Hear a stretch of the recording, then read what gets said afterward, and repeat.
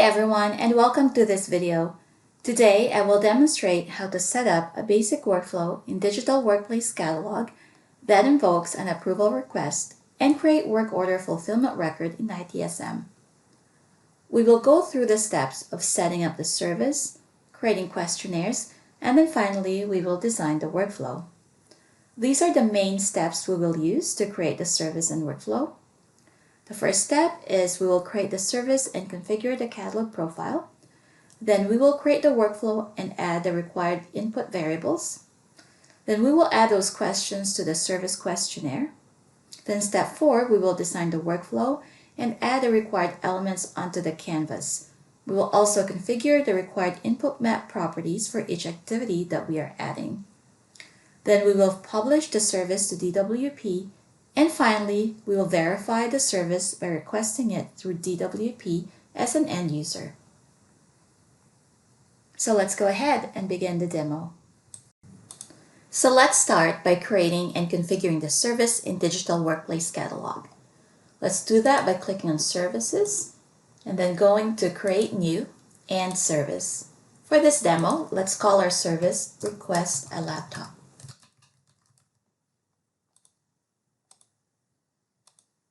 And create. And then we will configure the profile. We'll go ahead and add a logo to our service. And then a service excerpt.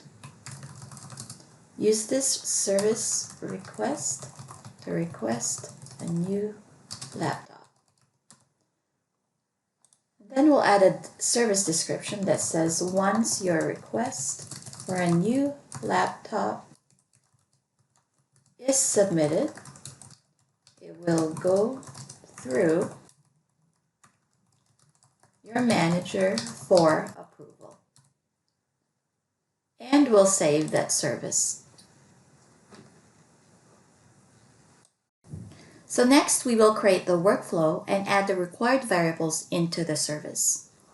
So let's do that by clicking on the workflow edit link and clicking on Add Workflow. From here, we will click on Actions and select New Workflow. And let's give a name to our workflow. We will call it Request a Laptop Workflow and create. Now the next step is to add variables to our workflow. And we can do that by clicking on Add Remove Variables from the Variable section's properties.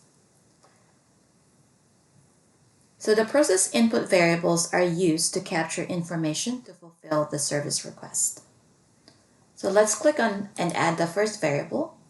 So for our first variable, let's add a service broker context data variable. And let's call it SB context.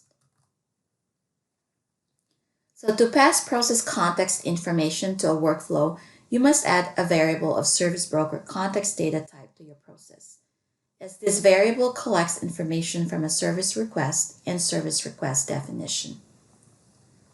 Next, let's add the rest of the variable that we will use in the questionnaire. So I will add a variable called Select a Laptop. Select a laptop type. And we will make this a variable of selection. And here we will define the selection of those variables. So let me just copy and paste those options. So I'll have 3 types of laptop that a user can select from.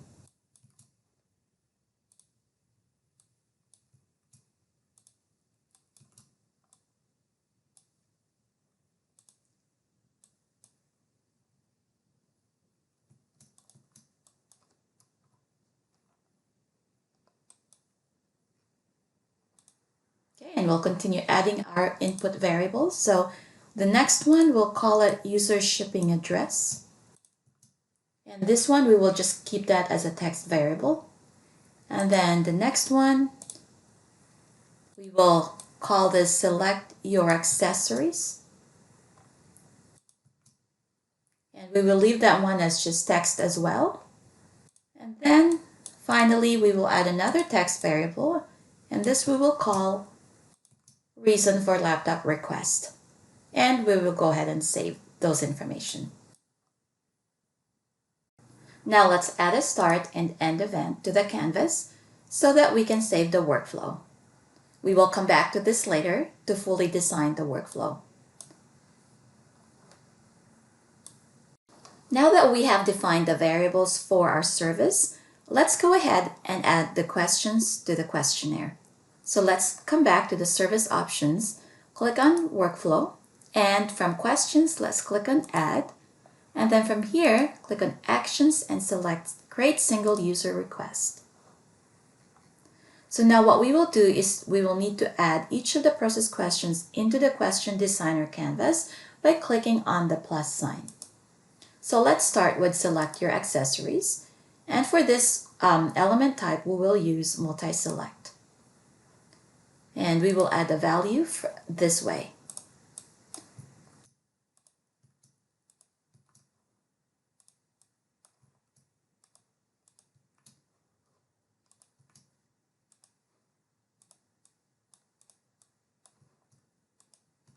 Okay, so, and last one, we will add a wireless mouse. Okay, and let's save this question.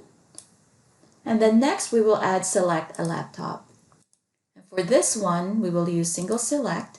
And since we already defined the question values from the input variable, it's already displayed here for us. And we will make this question required and save it. Next, we will add the user shipping address. And for this one, we will use a text area. And here we can add a description and we can ask the user to please enter your shipping address. Okay, PO box is not accepted. Okay. And make this required. And save. And then finally, we will add reason for laptop request. And we will make this a text area as well. And we will make this question as required. And we'll save that. And now we will save the questionnaire and give it a name. Request for laptop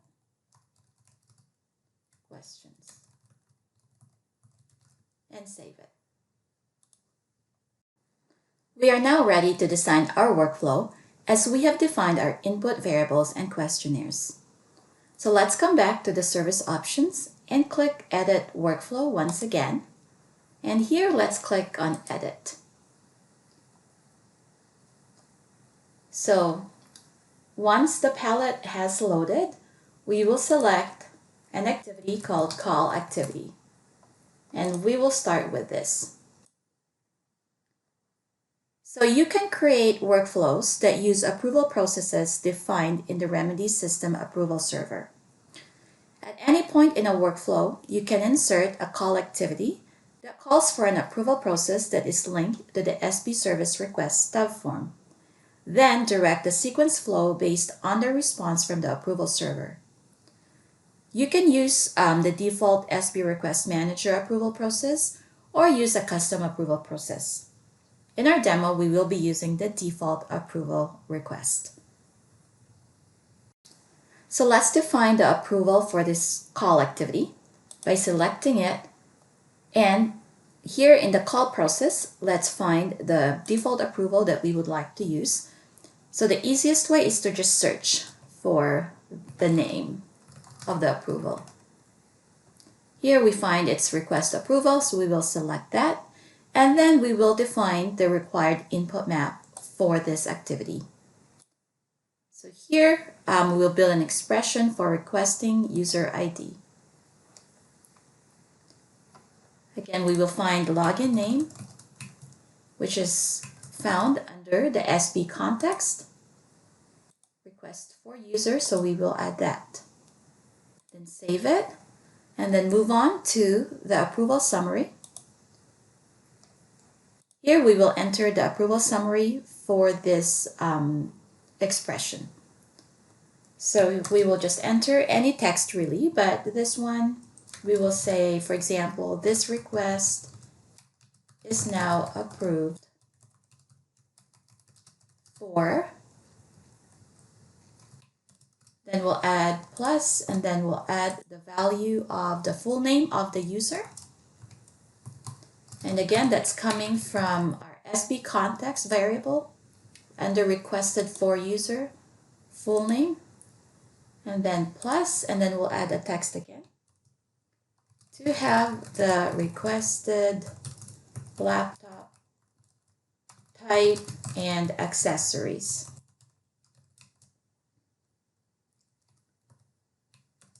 And save that one.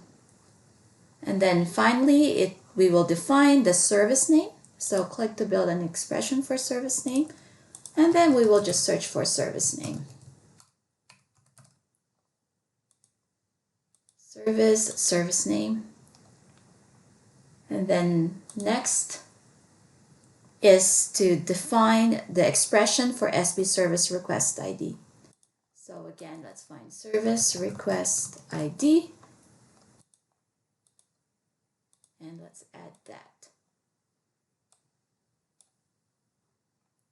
And that's it. That's everything for the call activity for now. So let's and then let's move to the next path. Next, let's add an exclusive gateway for the next transition, and then create work order with identifiers.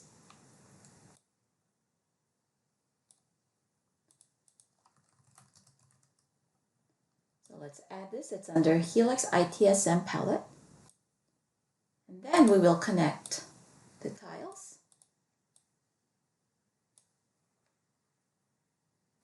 So the exclusive gateway helps to determine the next path in the process. So in our example, we will have the paths of approved, denied, or error. So an exclusive gateway is non-blocking and allows sequence flows to continue even if all paths are not followed. So next, let's define the condition for our gateway by clicking here and settings. We can build the condition expression.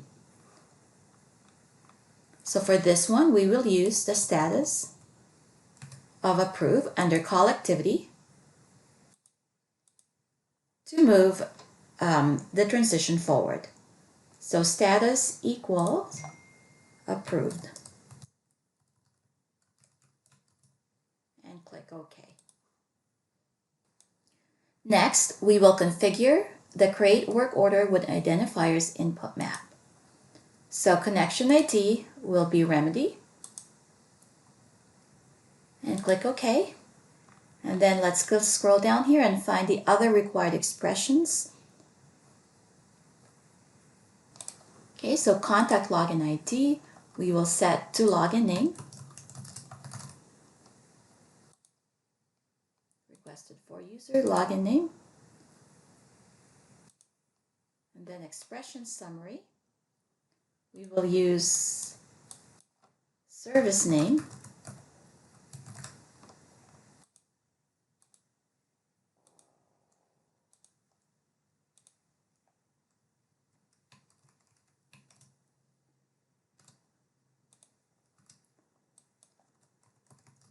Full name for the user.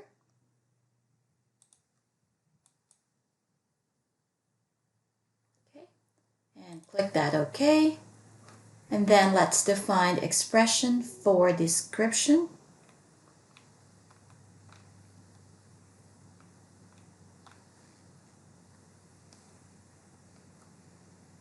Okay, so let's define this using full name.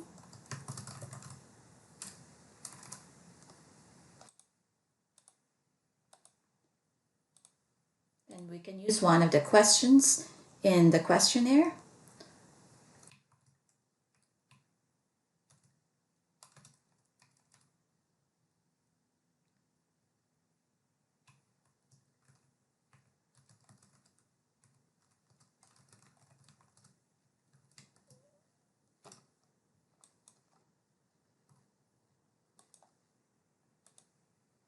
This one, we will use this process variable in the description.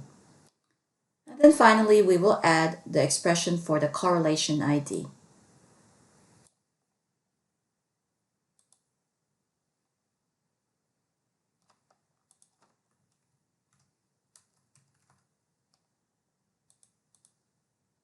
Great. And we are set. So let's click this OK. Next, let's add a tile called Create Activity Log for Service Request. So let's add it here.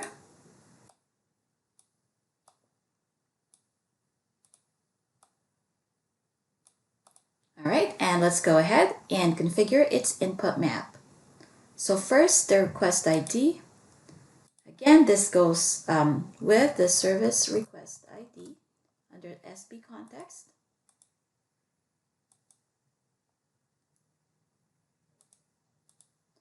And next, expression for text, which is the required item. We will just add something like work order. And let's find a work order ID. It's an output variable, work order ID, plus is created.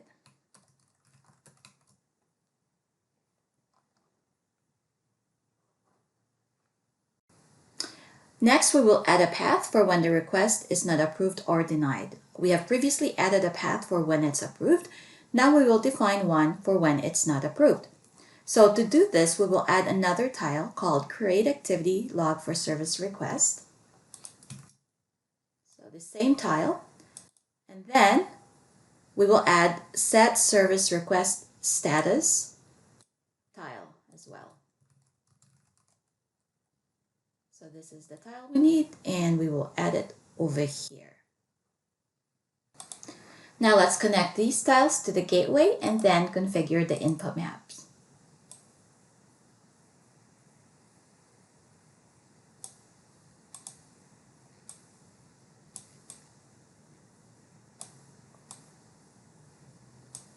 Okay, so let's start with Create Activity Log for Service Request input map. So let's find all the required input map variables. So set expression for request ID. We will use the service request ID.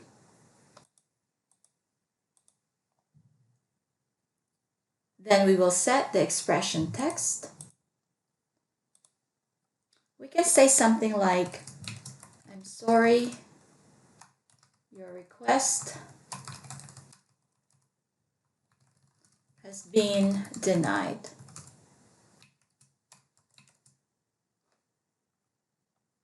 And click OK. And next we will set the service request status input map. So here request ID will be service request ID.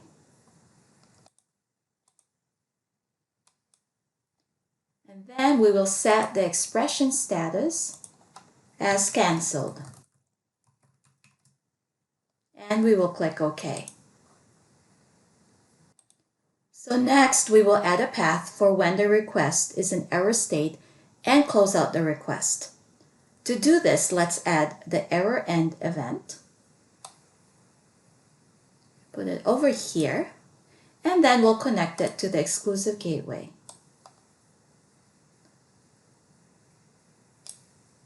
For this, we don't need to define,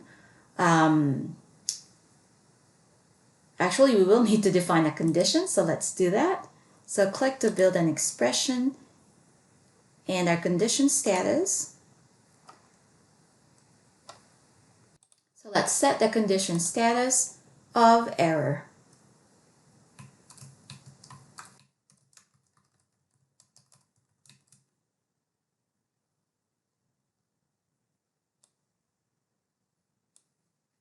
And then let's configure the error message.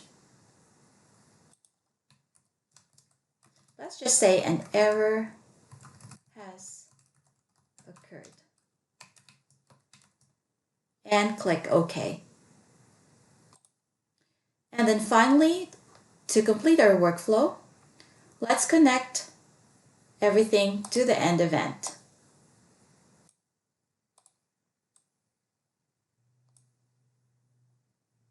And that's it. Our workflow is completed. So we will save this workflow. And now we will publish this service to DWP. So by default, the status of the service will be in draft mode. So we will approve and publish it. So it appears in DWP portal for the end users. Now our next step, now that the request is published, is we will log in to DWP portal and submit the request as an end user. Now I'm logged in to DWP as an end user to validate the service we just created and published. So the service is right here, request a laptop. So I will go ahead and open this and then click on request now. And for this use case, I will request it on behalf of this user. And so select your accessories. We can see that all the accessories that we set in the questionnaire are showing. So let's go ahead and select all of those accessories and select the laptop. You can see all the laptop types that we identified. So I'm going to pick the second one. So the shipping address, I will just enter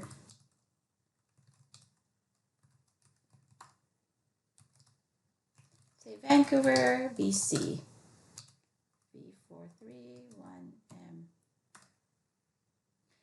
And then for reason for laptop request, let's say BC refresh 2023. And let's go ahead and submit the request. Okay, so now we can see after we submitted a request that it moves into waiting approval, which is what we defined in our workflow.